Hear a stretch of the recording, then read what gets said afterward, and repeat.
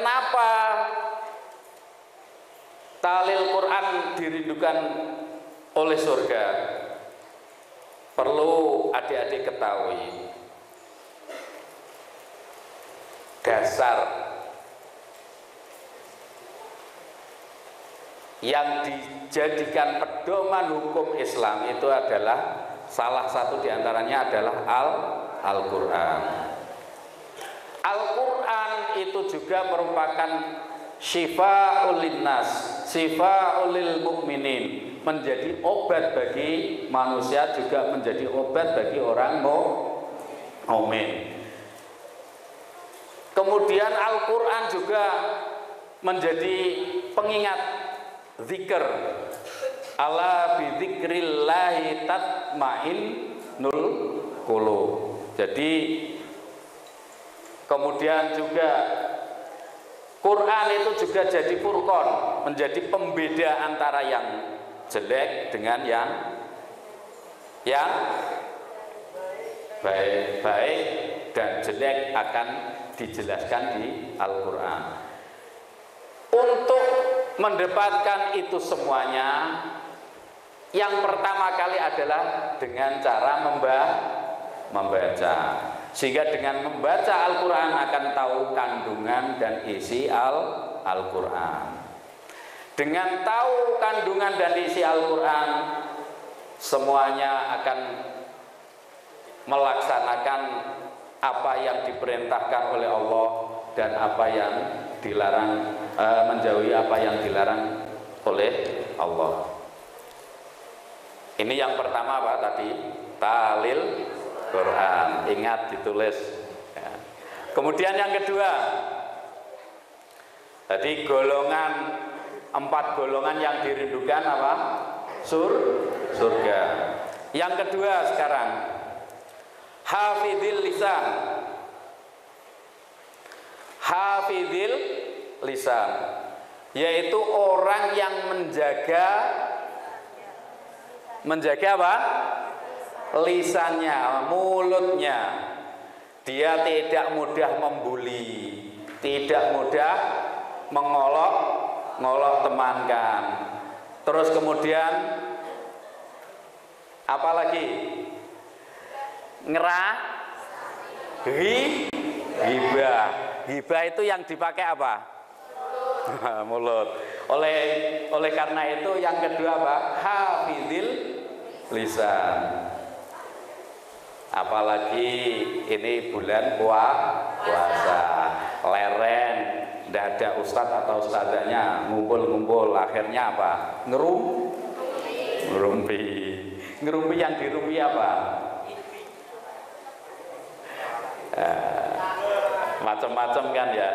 Ngerumpi, kalau ngerumpi kejelekan orang lain, lah ini yang tidak baik. Kalau ngerumpi untuk membahas masalah pelajarannya luar biasa. Tadi yang kedua tadi apa? Hafidhil lisan, yaitu orang yang menjaga lisannya dari perbuatan yang buruk ya. Jadi omongan yang buruk. Jadi hafidhil lisan. Yang pertama tadi apa? Ta'lil Quran, orang yang mengistiqomahkan atau melanggengkan membaca Al-Quran. Yang kedua, menjaga lisan. Kemudian yang ketiga,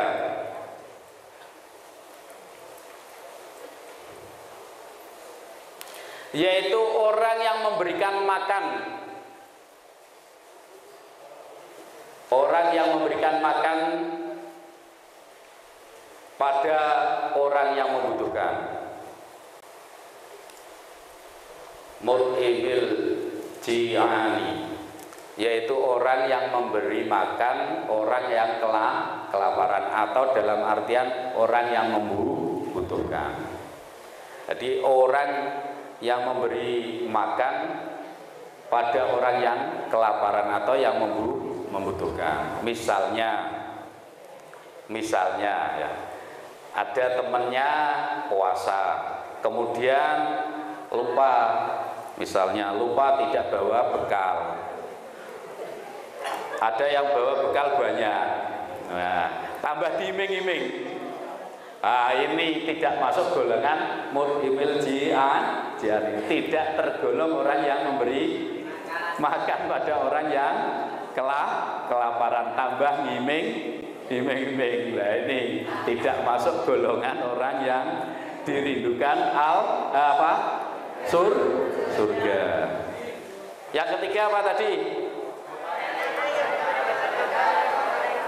Ya, orang yang memberi makan pada sedang kelaparan atau membutuhkan.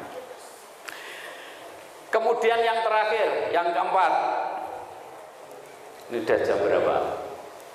Khawatir jangan diingatkan ya, kalau misalnya nanti jam berapa?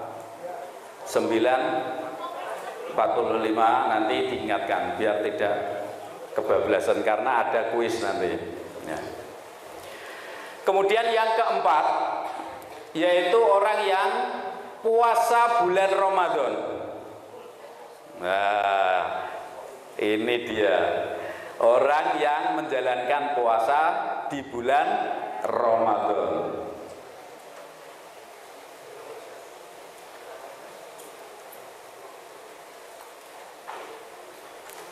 Orang yang menjalankan puasa di bulan Ramadan, ingat anak-anakku sekalian, di surga itu ada namanya pintu Rayyan. Pintu Rayyan ini dikhususkan bagi orang yang menjalankan puasa Ramadan. Jadi pintu Rayyan ini undang-undang.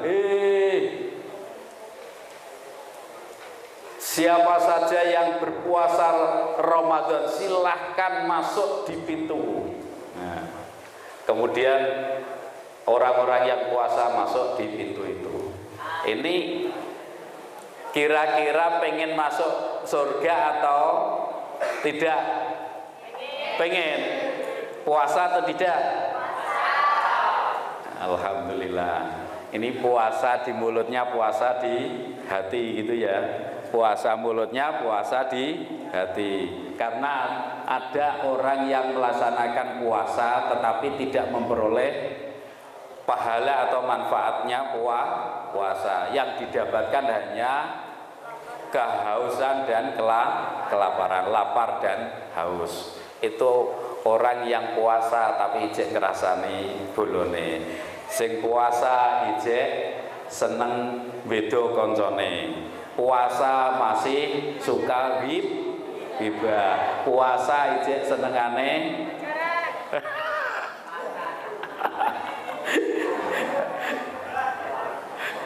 nah ini kalau panjenengan puasa usahakan ora enek kata-kata kotor, wala rofasa, usahakan apa?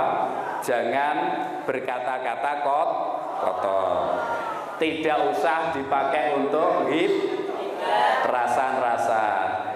Gunakan seperti tadi yang pertama, talil, membaca atau yang kedua, kalau nggak iso ngono, ya belajar. Kalau nggak bisa itu tidur. Karena naumus shaimin ibadah. Tidurnya orang puasa itu adalah ibadah. Kenapa ibadah? Dengan tidur akan mengurangi tidak hibah, gitu loh ya.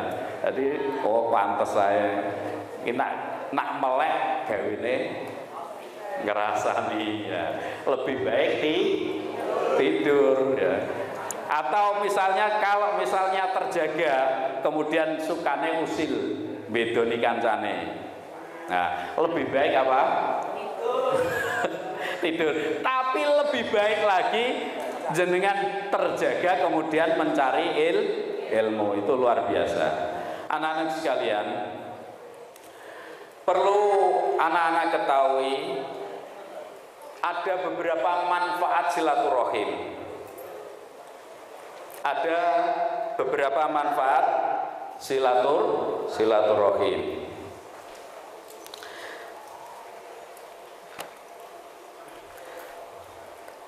Ada di antaranya manfaat silaturahim.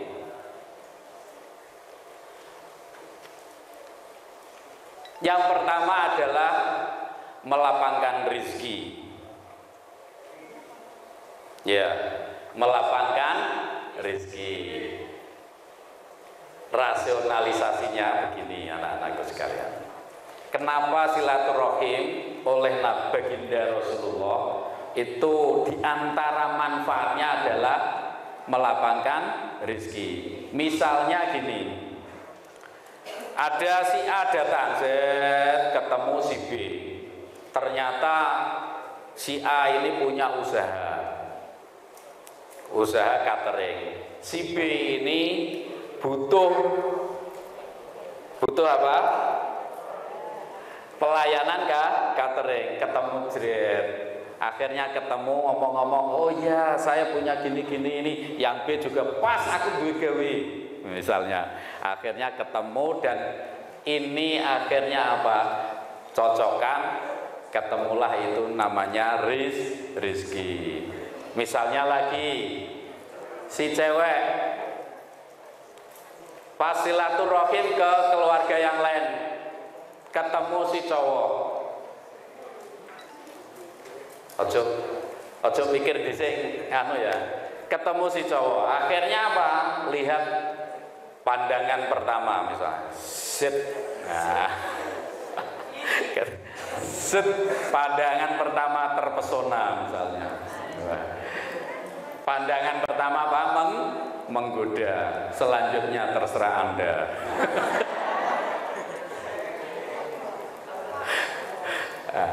Itu kan rezeki. Akhirnya apa? Ketemu, jadilah jodohan. Nah, rezeki juga gitu loh ya. Mana bisa ketemu kalau tidak silaturahim, gitu loh ya. Jadi kenapa silaturahim diantaranya adalah melapangkan rezeki. Kemudian panjang umur.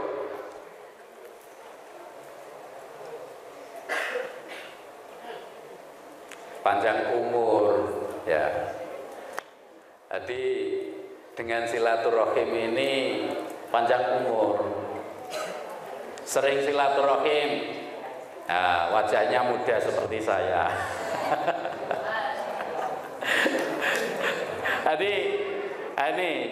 Jadi sering-sering silaturahim, maka orang tidak akan cemberut. Ya, orang-orang tidak mudah cemberut wajahnya. Kalau cemberut akhirnya apa? Kesan menjadi tua. Kalau semakin bersilaturahim akhirnya cerah, suasana hatinya berbunga-bunga, apalagi ketemu si dia. Akhirnya apa? Cerah kan ya, tidak masam. Kalau wajahnya masam jadi bibit-bibit penyakit. Nah, bibit-bibit penyakit jadinya penyakit. Kalau sudah jadi sakit-sakitan akhirnya cepat. Nah, gitu loh ya. Jadi sering-seringlah bersilaturahim. Oleh karenanya anak-anak sekalian, nanti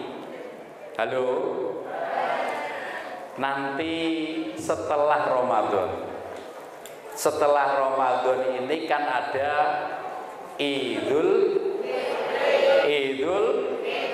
Nah, kira-kira rencana silaturahimnya kemana? Kok silaturahim kok ke pantai?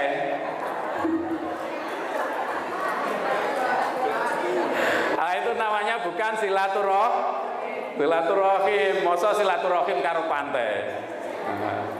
Silaturahim ke taman.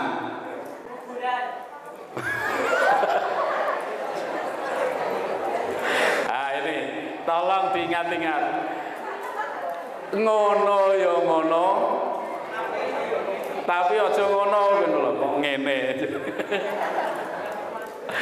Anak sekalian, ingat orang tuamu.